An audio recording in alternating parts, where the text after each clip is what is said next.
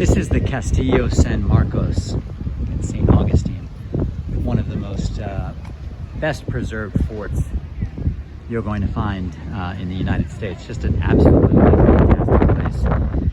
I'm going to try to tell you a little bit about the history of this fort in St. Augustine, but please forgive me if I get some of the dates slightly incorrect or some facts, because I'm doing this all from memory, having read a little bit about it here.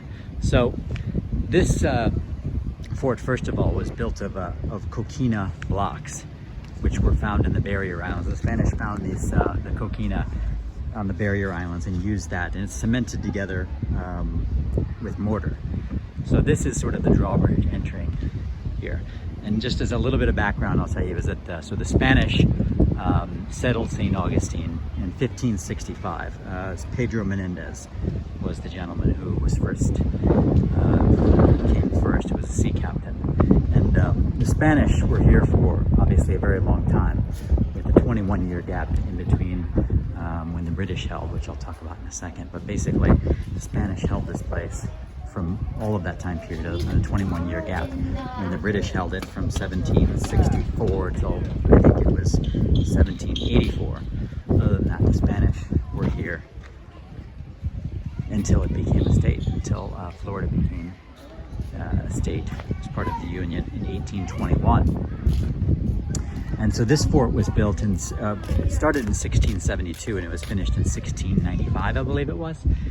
And the reason why that this fort was built is that originally mostly because of pirate raids, and it was Sir Francis Drake and other notorious pirates laid siege to this settlement, this colony, several times, and they had wooden forts. Like Sir Francis Drake apparently had a wooden fort here. I'm sorry, burned down the wooden fort, or burned the whole city down, and they needed something a little bit more secure. And this is way more secure, and I bring up the gun deck here in a minute. But the British still fought battles here against the Spanish. There was a famous siege. I believe they said it was 1740 was one of them. And actually, I'm sorry, the first one, I think the very first really notorious siege was in 1702. And the Spanish held, but it was quite, we're just going to go into a couple of these terms because a lot of them are pretty dark. The Spanish held this fort, and there was another notorious British siege in 1740, but the British didn't gain control of St. Augustine until I believe it was, as I said, 1764, when it was ceded to the British after the 7 Years' War. But then the Spanish got it back after allying with us, the United States, during the Revolution. So St. Augustine did not join the rebellious colonies. However, it went back to Spain in 1784, as I said. And in 1764, the Spanish families who were here, all but I think 3 families I read, left for Cuba once the British took over. But a lot of them went back, 20 years later, when it went back into Spanish control. Some of the Spanish families returned.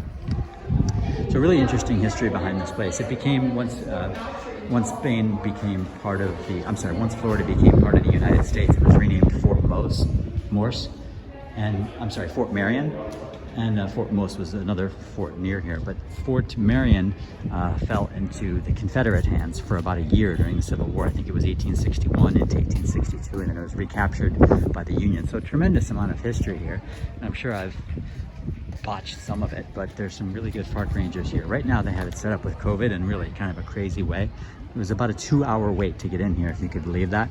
And then you get in and there's like hardly anyone here because they're limiting it to such a low capacity that the wait to get in here is absolutely unbelievable. Of course, you're clustered outside in line.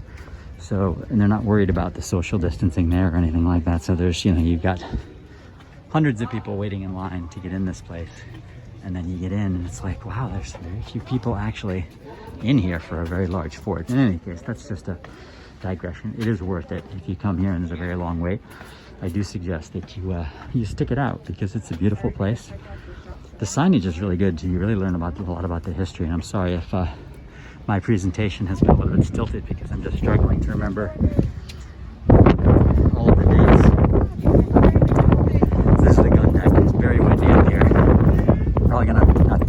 much because you're not going to be able to hear me anyways. It's a beautiful windy day.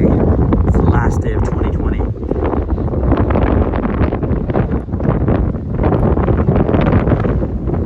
Here's the observation tower. So here's where you'd have somebody out on the village. I got a deck here. Super cool place.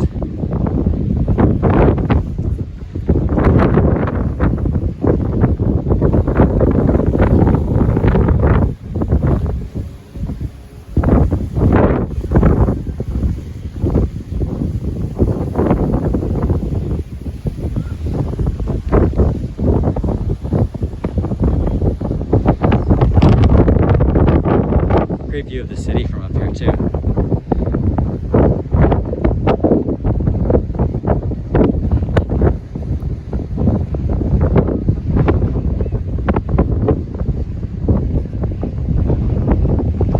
Just take a walk around. It's also beautiful here at night too, by the way, too. If you tour it during the day, it's also worth coming back in the evening because there are some very cool spotlights on it, and it has a very atmospheric feel to it, this whole place. It's a little bit spooky.